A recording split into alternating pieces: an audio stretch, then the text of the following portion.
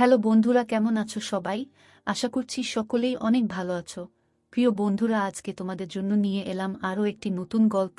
আশা করছি তোমাদের দাঁড়িয়ে যাবে, তাই ভিডিওটি শুরু থেকে শেষ পর্যন্ত দেখো। একদিন আমার মাথায় খুব যন্ত্রণা করছিল। আমার দেওর বলল, বৌদি এসো ম্যাসাজ করে দিই। যখন দেওর ম্যাসাজ করল তখন আমি এত শান্তি পেলাম যে পুরো রাত যেন আমার কোনো হুঁশই ছিল না। তারপর আমি প্রত্যেক দিনই আমার দেওরকে দিয়ে ম্যাসাজ করাতাম। আর ওই দিন আমার শরীরে তেল লেগেছিল। পরের দিন আমি ক্যামেরা লাগিয়ে দেওরকে ডেকেছিলাম। যখন সকালে উঠলাম তখন ক্যামেরায় দৃশ্য দেখে আমি তো পুরো কেঁপে উঠলাম। আমার দেওর তো আমার সাথে। কখনো কখনো আমরা সম্পর্কের সীমানার খেয়াল রাখি না, আর এই কারণের জন্যই আমাদের অনেক লোকসান হয়ে যায়। প্রত্যেকটা সম্পর্কের একটা সীমা থাকে, আর যদি মানুষ ওই সীমা পার করে যায় তাহলে সেই সম্পর্ক তার জন্য সমস্যা হয়ে দাঁড়ায়। আমার সাথেও কিছু এরকমই হতো। আমি একটা সম্বন্ধে আমার সীমারেখা পেরিয়ে গিয়েছিলাম, আর এজন্যই বরবাদী আমার ভাগ্য হয়ে দাঁড়িয়েছিল। যা কিছু আমার উপর দিয়ে বয়ে গিয়েছিল সেগুলো আমার পক্ষে ভুলে যাওয়া মুশকিল ছিল। গত কয়েকদিন ধরে আমার মাথা যন্ত্রণায় যেন ফেটে যাচ্ছিল। আর কোনো ওষুধ কাজও করছিল না। আমার রাতের বেলায় ঘুম না হওয়ারই সমান ছিল। আমি পুরো রাত জাগতাম আর ঘরের মধ্যে এখান থেকে ওখানে ঘুরে বেড়াতাম, বা নিজের বিছানাতে এপাশ-ওপাশ করতাম। আবেগের ছটপটানি আমাকে পাগল করে দিত, এজন্য আমার মাথায় যন্ত্রণা হতে থাকত। আমার দেওর পঙ্কজ, যে কিনা বয়সে আমার থেকে ছোট ছিল, সে আমার ভীষণ খেয়াল রাখত। আর আমরা দুজনে বেশ ভালোই মিশতে পারতাম। আমি ভুলেই গেছিলাম যে দেওর আর বৌদির সম্পর্ক ঠিক কিরকম হয়। অনেক রাত অবধি সে আমায় জেগে থাকতে দেখত। একদিন আমার কষ্ট দেখে বলতে লাগল, বৌদি আমি তোমার মাথায় তেল মালিশ করে দিচ্ছি, তোমার যন্ত্রণা এক্ষুনি ঠিক হয়ে যাবে। তার কথা শুনে আমি হেসে ফেললাম। আমার মনে হলো যে সে এমনিই বলছে। আমি বললাম, আচ্ছা ঠিক আছে, লাগিয়ে দাও। সে তেল নিয়ে আসলো আর আমার মাথায় ভালোভাবে ম্যাসাজ করতে লাগল। তার সাথে সে তার পুরো দিনের গল্প আমাকে শোনাতে লাগল। তার আঙ্গুলের দ্রুত ম্যাসাজ আমায় ভীষণ শান্তি দিচ্ছিল। আমার রোজ রাতে চা খাবার অভ্যাস ছিল। পঙ্কজ আমার জন্য চাও নিয়ে আসলো নিজের সাথে করে। মালিশ করার পর আমি পঙ্কজের সাথে চা খেলাম আর শুয়ে পড়লাম। আমার এমন ঘুম আসলো যে আমি একেবারে সকালবেলা উঠলাম। সত্যিকারের পঙ্কজের ম্যাসাজ, এ তো যেন জাদু ছিল। আমি অনেক বেশি শান্তি অনুভব করছিলাম। অনেকদিন পরে আমার এরকম গভীর ঘুম আসলো। সকালবেলা উঠে যখন আমি স্নান করতে বাথরুমে গেলাম, আমি তখন ভীষণ অবাক হলাম যে আমার পুরো গায়ে কোথাও কোথাও তেল লাগানো। বোধহয় আমি ঘুমের ঘোরে নিজেই মাথার তেল এদিকে ওদিকে লাগিয়ে দিয়েছি। ঘুম পুরো হওয়ার কারণে আমার মাথার যন্ত্রণা চলে গিয়েছিল। এরপর আমি দিনভর কাজ করতে লাগলাম। আমার বিয়ের 1 বছর কেটে গেছে। আর এই 1 বছর আমি ভীষণ ভালোভাবে কাটিয়েছি। যখন আমি এই বাড়িতে বউ হয়ে আসলাম তখন আমার দেওর পঙ্কজের মাত্র 6 বছর বয়স ছিল। পঙ্কজের মধ্যে অনেক বেশি বাচ্চামো ছিল। আর সে একদম আমার ছোট ভাইয়ের মতোই লাগত। আমার বর আমায় বলেছিল যে তার বাবা খুব তাড়াতাড়ি পৃথিবী থেকে চলে গেছে, যার জন্য পঙ্কজ তার বাবার ভালোবাসা পায়নি। তার মাও পঙ্কজের উপর আর ঘরের উপর অনেক কম ধ্যান দিতেন, আর আমার বর আকরম এখানে তো থাকতই না। এজন্য আকরম আমাকে বলেছিল যে এখন সব থেকে বেশি আমি যেন পঙ্কজের খেয়াল রাখি। আমি তাকে কথা দিয়েছিলাম যে পঙ্কজকে একদম নিজের বাচ্চার মতো রাখব। আর আমি আমার কথা পুরো করেছিলাম। আমার বর আকরম অন্য শহরে চাকরি করত, আর সে মাসে 4 দিনের জন্য বাড়ি আসত। বাকি পুরো মাসে আমি আমার ছোট দেওর পঙ্কজ আর আমার শাশুড়ির সাথেই কাটাতাম। পঙ্কজ এখন 7 বছরের ছেলে, যে কিনা যুবক হয়ে গেছে। সে আমার থেকে বয়সে মাত্র 4 বছরই ছোট ছিল। সে কলেজ থেকে আসার পর ও বৌদি বৌদি করে আমার আগে পিছনে ঘুরত। আকরামের এখানে না থাকার কারণে আমার বড় ছোট সব কাজ পঙ্কজেরই দায়িত্বে ছিল। পঙ্কজ কলেজ থেকে আসার পর আমার কাজ করে দিত, আর তারপর আমারই সাথে সময় কাটাত। পঙ্কজের সাথে থাকতে থাকতে আমি একটা ব্যাপার অনুভব করেছিলাম, যে সে আকরামকে পছন্দ করত না। এমনকি তার কথা উঠলেও সে সেখানে চুপ করে যেত, অথবা কথা বদলে দিত। আমি তার থেকে জানতে চাইতাম যে আকরমের থেকে তার কিসের সমস্যা, কিন্তু আমি কখনো এই প্রশ্নটা করতেই পারিনি। আকরামের মা পুরো দিন পাড়ায় ঘুরে বেড়াতেন, আর সন্ধ্যা হতেই বাড়ি এসে তাড়াতাড়ি শুয়ে পড়তেন। পরের দিন সকালবেলা আবার পাড়ায় বেরিয়ে যেতেন। এজন্য আমার তার দিক থেকে কোনো সমস্যাই ছিল না। জীবন খুব ভালোভাবেই কাটছিল। কিন্তু আকরামকে ছাড়া আমি পুরো রাত ঘুমোতেই পারতাম না, আর পুরো রাত আমি এপাশ ওপাশ করে কাটিয়ে দিতাম। কখনো কখনো মন চাইত যে আমি নিজেই আকরামের কাছে চলে যাই। কিন্তু এখন এমনটা সম্ভব নয়, এজন্য আমার মাথায় মাঝেমধ্যেই ব্যথা ব্যথা হতো। পঙ্কজ জানত যে আমার মাথায় ব্যথা। এজন্য প্রথমে তো সে আমার জন্য ওষুধ নিয়ে আসত। কিন্তু একদিন হঠাৎ সে বলল যে, আপনি কতদিন আর ওষুধ খাবেন মাথা যন্ত্রণা? এর থেকে তো ভালো যে আমি আপনার মাথার ম্যাসাজ করে দিই। আপনি অনেক শান্তি পাবেন। আমি পঙ্কজকে বললাম, ম্যাসাজ করার বদলে কিছুদিনের জন্য আমাকে নিজের দাদার কাছে পাঠিয়ে দাও। আমি নিজেই ঠিক হয়ে যাব। আমার কথা শুনে পঙ্কজ বলতে লাগল, যদি আপনি চলে যান তো আমার কি হবে? আমি তো আপনাকে ছাড়া থাকতেই পারি না। তার কথা শুনে আমি জোরে জোরে হাসতে লাগলাম। সে আমার সাথে এভাবেই কথা বলত। সত্যিই পঙ্কজের সাথে থেকে আমার একটা অভ্যাস হয়ে গিয়েছিল তার। আমরা দুজনে মাঝে মধ্যেই ঘুরতে বাইরে চলে যেতাম। সে রাতের বেলা আমার জন্য আইসক্রিম নিয়ে আসত। আর আমরা দুজন মিলে রাতভর একসাথে সিনেমা দেখতাম। আমি পঙ্কজের সাথে কেনাকাটা করতে যেতাম। তখন সে আমাকে অনেক মডার্ন আর ফ্যাশনেবল জামা কাপড় কিনতে বাধ্য করত। ঘরের মধ্যে তো সে আমাকে ওড়না গায়ে দিতেও দিত না। আমি যখনই ওড়না নিয়ে কাজ করতাম তখন সে আমার গায়ের ওড়না টেনে একদিকে ফেলে দিত। সে বলতো, আপনি এটা এত গরমের মধ্যে কি করে পরে কাজ করেন? সে প্রত্যেকটা কথায় আমার অনেক বেশি চিন্তা করত। সে হালকা রঙের জামা কাপড় পরতে বেশি পছন্দ করত। এই জন্য আমি যখনই তার সাথে বাজারে যেতাম তখনই সে আমার জন্য হালকা রঙের কাপড় পছন্দ করত আর কেনাত। আর তার সেলাইও ভীষণ ফ্যাশনেবল ভাবে করিয়ে আনত। আমার জামা কাপড়ের ব্যাপারে তার অনেক রুচি ছিল। আমি প্রায়ই তাকে বলতাম যে তার বউতো যে তার বর তাকে পছন্দমতো জামা কাপড়ের ডিজাইন বানিয়ে দেবে। আমার কথা শুনে সে বলত যে, আপাতত আপনি ভীষণ সৌভাগ্যবতী যে আমি আপনার জন্য এত মেহনত করি। আর সত্যিই আমি অনেক সৌভাগ্যবতী ছিলাম। কেননা আমাকে সে কখনো কোনো কাজের জন্য না বলত না। সে আমার অনেক জামা কাপড়েই ডিপ করে ডিজাইন দেওয়া গলা বানাত। বড় বড় পিঠের ডিজাইনও বানাত, যেগুলো মাঝে মধ্যেই আমার কোমর পর্যন্ত চলে যেত। আর কামিজ এতটাই টাইট ফিটিং হতো যে কখনো কখনো তো নিঃশ্বাস নিতেও আমার কষ্ট হতো। কিন্তু পঙ্কজ এরকম জামাকাপড় ভীষণ পছন্দ করত। আমি ওকে আমার বাচ্চার মতো করে রাখতাম। এই জন্য কখনোই তার পছন্দের জামা কাপড় পরার জন্য আমি না করতাম না। হালকা গোলাপি রঙের জামাকাপড় পরে আমি একদিন রান্নাঘরে কাজ করছিলাম। অনেক বেশি গরম ছিল সেদিন। আর আমার পুরো শরীর ঘামে ভিজে যাচ্ছিল, যার জন্য আমার জামা কাপড়ে যেন আমাকে পুরোপুরি দেখা যাচ্ছিল। আর আমি ওড়না ছাড়া তাড়াতাড়ি খাবার তৈরিতেই মগ্ন ছিলাম। তাই হঠাৎই যখন সে পেছন দিক থেকে চলে আসলো আর আমাকে দেখে বলতে লাগলো, আজকে তো আপনি ভীষণ হট লাগছেন। ওর এই কথায় আমি লজ্জা পেয়ে গেলাম আর তাড়াতাড়ি আমার ওড়না খুঁজতে লাগলাম। তখনই সে বলতে লাগলো যে, আমি তো মজা করছিলাম বৌদি, আপনি আরাম করে নিজের কাজ করুন। আর সে রান্নাঘর থেকে চলে গেল। আকরাম যখন আমার সাথে দেখা করতে আসতো তখন ওই কদিন পঙ্কজ আমার সাথে অনেক কম কথা বলত। আর পুরো দিন সে পড়ার মধ্যেই মন দিত। আকরাম ভীষণ খুশি হতো যে পঙ্কজ অনেক মেহনত করে পড়া করছে।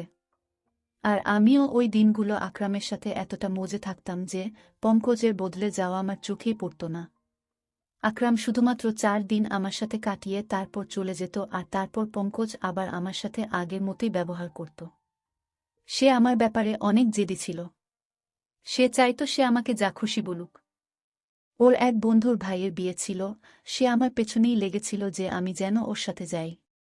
প্রথমে তো আমি না বলে দিলাম, কিন্তু যখন দেখলাম যে সে দুঃখী হয়ে আছে তখন আমি সঙ্গে সঙ্গে হ্যাঁ বলে দিলাম। কিন্তু আমি এটাই ভাবছিলাম, সে তার বন্ধুর ভাইয়ের বিয়েতে আমি গিয়ে কি করব। কিন্তু ওখানে গিয়ে আমি ভীষণ অবাক হলাম। ওর সমস্ত বন্ধুরা আমাকে ভীষণ ভালোভাবেই জানত, আর এমনভাবে আমার সাথে কথা বলছিল যেন আমরা অনেকবার দেখা করেছি। ওরা বলল, সব সময় পঙ্কজ আপনার কথাই বলতে থাকে, আর সে আপনার ভীষণ প্রশংসা করে। তারা সবাই আমার সাথে আবার দেখা করার জন্য জেদ করতে লাগল, ইচ্ছা প্রকাশ করতে লাগল। ফেরার সময় আমি পঙ্কজকে বললাম যে তুমি তোমার বন্ধুদের আমার ব্যাপারে কি কথা বলেছ যে সবাই আমাকে এত ভালোভাবে চিনেছে। পঙ্কজ বলতে লাগলো যে আপনিই তো আমার সবকিছু, আমি তো সবসময় আপনার কথাই বলতে থাকি। ওই সময় পঙ্কজের কথার মানে আমি বুঝতে পারিনি। কিন্তু যেদিন আমি তার ওই কথার মানে বুঝতে পারি, আমার পায়ের তলা থেকে মাটি সরে গিয়েছিল। পঙ্কজ রোজ রাতে আমার মেসাজ করত, আর আমি আরাম করে ঘুমিয়ে যেতাম, কিন্তু যখন আমি আমার গায়ে পরের দিন জায়গায় জায়গায় তেলের দাগ দেখতাম, অবাক হয়ে যেতাম। আর এই জন্যই একদিন আমি ঘরের মধ্যে ক্যামেরা লাগালাম আর পঙ্কজকে দিয়ে মাসাজ করাতে লাগলাম। ম্যাসাজ করানোর কিছুক্ষণের মধ্যেই আমি প্রত্যেকবারের মতো ঘুমিয়ে পড়লাম, আর সকালবেলা উঠে যখন ক্যামেরার রেকর্ডিং দেখলাম তো আমার নিঃশ্বাস প্রশ্বাস যেন বন্ধ হয়ে যাচ্ছিল। আমি ভাবতেও পারিনি যে পঙ্কজ আমার সাথে এরকম করতে পারে। আমি তো পঙ্কজকে অনেক বেশি ভরসা করেছিলাম, আর তাকে আমি নিজের ছোট ভাই ভাবতাম। কিন্তু সে তো দেওর বৌদির সম্পর্কের সম্মান রক্ষা করতে পারল না। ভিডিওতে পঙ্কজ আমার ভালোভাবে ম্যাসাজ করছিল, তারপর সে আমার জন্য চা বানিয়ে আনল, আর চা খাওয়ার পর পঙ্কজ ঘর থেকে বেরিয়ে গিয়েছিল। আর আমি ঘুমানোর জন্য শুয়ে পড়েছিলাম। কিছুক্ষণ পরে আমার এত গভীর ঘুম এসে গেল, তখন পঙ্কজ দ্বিতীয়বার দরজা খুলে ঘরে আসলো। আর আমি দরজা খোলার আওয়াজেতেও উঠিনি। সে ঘরে আসার পর ঘরের দরজা বন্ধ করে দিল আর আমার কাছে চলে আসলো। এরপর আমি যা কিছু দেখলাম আমি নিজের চোখে বিশ্বাস করতে পারিনি। পঙ্কজ কিছুক্ষণ তো চুপচাপ বসেছিল, আমাকে সে দেখছিল। এরপর সে নিজের আঙ্গুল দিয়ে আমার চেহারা ছুঁতে লাগল। সে তার মোবাইল ফোন বের করে আমার অনেক ফটো তুলল, আর তারপর সে আস্তে আস্তে আমার শরীর থেকে কামিজ সরাল। তেলের সেই শিশি যেটা সে মাসাজের জন্য এনেছিল ঘরের মধ্যেই রাখা ছিল। সে নিজের হাতে তেল নীল আর আমার গায়ে মাসাজ করতে লাগল। আমি জ্ঞান হারিয়ে ওর সামনেই পড়েছিলাম, আর সে আমার গায়ে নিজের হাত ঘোরাচ্ছিল। কিছুক্ষণ পরে আমাকে চুমু খেতে শুরু করল, আর তারপর সে নিজের সমস্ত সীমারেখা ছাড়িয়ে গেল। সে আমাদের মাঝে দাঁড় করানো সমস্ত আবরণের দেওয়ালকে ভেঙে দিয়েছিল। সে আবেগ সামলাতে না পেরে এতটাই এগিয়ে গেল যে কয়েক ঘন্টা পর্যন্ত সে আমার সাথে ছিল। আমি তার সামনে জ্ঞানহীন অবস্থায় ছিলাম, আর সে পুরোপুরি জোশপূর্ণ ছিল। বেশ কয়েক ঘন্টা আমার সাথে কাটানোর পর ও যেভাবে এসেছিল সেভাবেই ফেরত চলে গেল।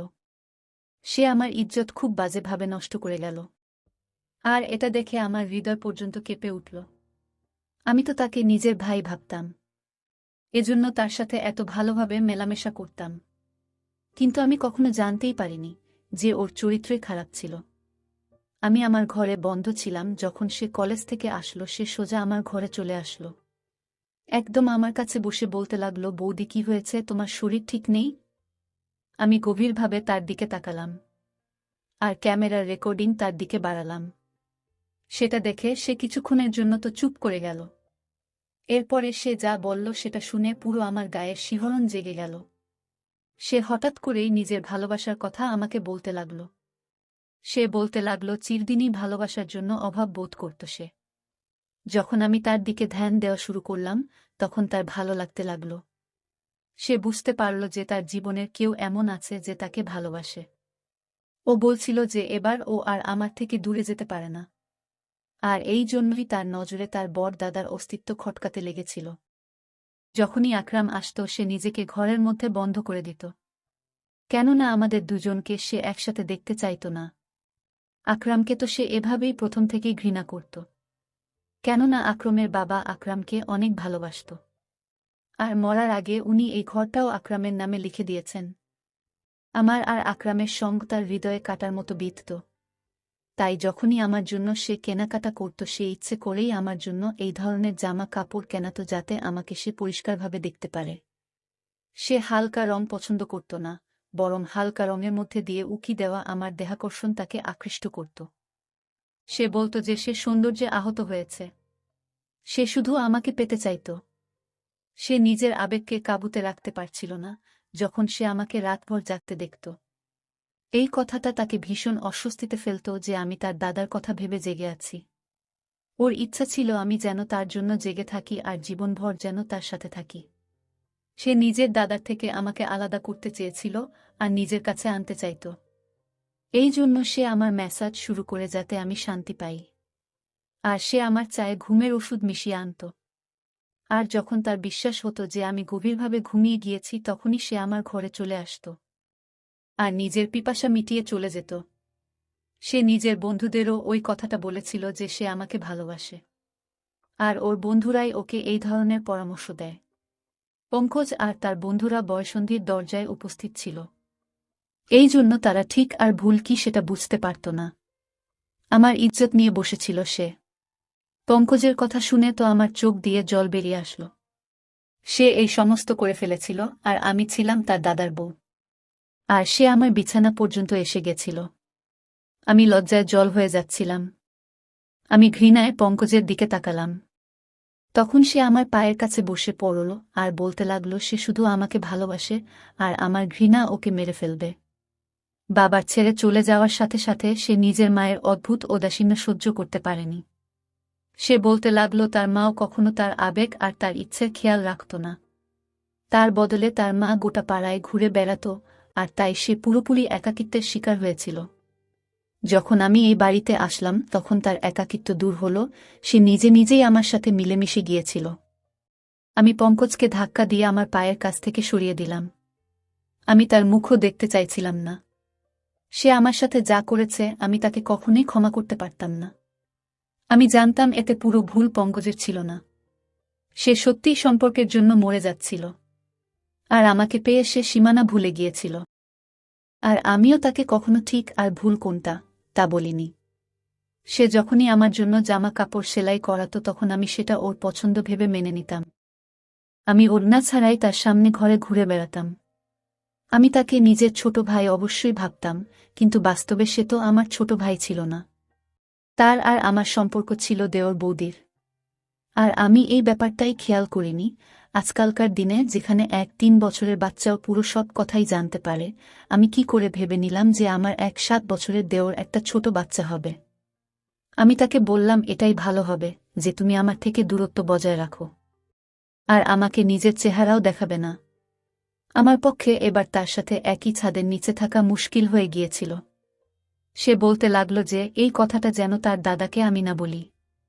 আমার মধ্যে তো নিজে থেকেই এতটা ক্ষমতা ছিল না যে আমি আকরামকে এত বড় সত্যিটা বলবো। সে ভীষণ লজ্জিত ছিল, আর সে নিজের ঘরে চলে গেল। কিন্তু আমি নিজের নজরেই নেমে গিয়েছিলাম। আমি সঙ্গে সঙ্গে আকরামকে ফোন করলাম। তাকে বললাম আমি এবার তাকে ছাড়া থাকতে চাই না। হয় সে নিজে এখানে চলে আসুক, আর না হয় আমাকে তার কাছে ডেকে নিক। আমার কথা শুনে আকরাম প্রথমে তো অবাক হয়ে গেল যে আমার হঠাৎ করে কি হলো, কিন্তু যখন আমি বারবার বলতে লাগলাম তখন সে বলল সে তাড়াতাড়ি আমাকে তার কাছে ডেকে নেবে। সে কিছু সময় চাইছিল যাতে আমার থাকার সে ব্যবস্থা করতে পারে, আর নিজের মায়ের সাথেও সে সেই ব্যাপারে কথা বলবে। আমি আকরামকে বললাম যে সে 1-5 দিনের ভেতরে যেন আমাকে ডেকে নেয়, না হলে আমি চিরজীবনের জন্য ঘর ছেড়ে চলে যাব। আকরাম আমাকে কথা দিল যে সে 1-5 দিনের মধ্যেই আমাকে নিজের সাথে নিয়ে যাবে। আমি এই 15 দিন নিজেকে ঘরের মধ্যে বন্ধ করে কাটিয়েছি। আমি সেসব পুরোপুরি ভুলে যেতে চাইতাম। আমার শাশুড়ির এখনো পর্যন্ত ঘরের সম্পর্কে কোনো হুঁশ নেই। তার নিজের ঘরের থেকে বেশি পাড়ার চিন্তা থাকে। যদি সে অন্যের খোঁজে না থেকে নিজের সন্তানের খেয়াল রাখত তাহলে পঙ্কজ এরকম করত না। সে শিকার হয়ে নিজের রাস্তা থেকে হারিয়ে গিয়েছিল। প্রত্যেকটা সম্পর্কের একটা সীমা থাকে, আর আমি আমার আর পঙ্কজের সম্পর্কের সেই সীমাটা ভুলে গিয়েছিলাম। আর আজকে তারই ফল আমাকে ভোগ করতে হচ্ছে। আমি আমার সমস্ত পুরনো জামা কাপড় জ্বালিয়ে দিয়েছি। এবার আমি বুঝতে পেরেছি যে আমি এই বাড়িতে একজন বাইরের মানুষের সাথে আছি, আর আমাকে নিজেকে এবার থেকে আড়ালে রাখতে হবে। কখনো কখনো আমরা অনেক ব্যাপার ছোট ভেবে নিই, কিন্তু সেগুলো এতটাও ছোট হয় না যতটা নজরে মনে হয়। আজ আমি আমার ওড়নার দামের কথা অনুভব করলাম, যে সেটা কত দামি, যখন কিনা আমি প্রায় ধ্বংস হয়ে গিয়েছি। যারা এই গল্পটি শুনছেন আপনাদেরকে আমি এটাই বলতে চাই যে নিজেকে সাবধানে রাখুন।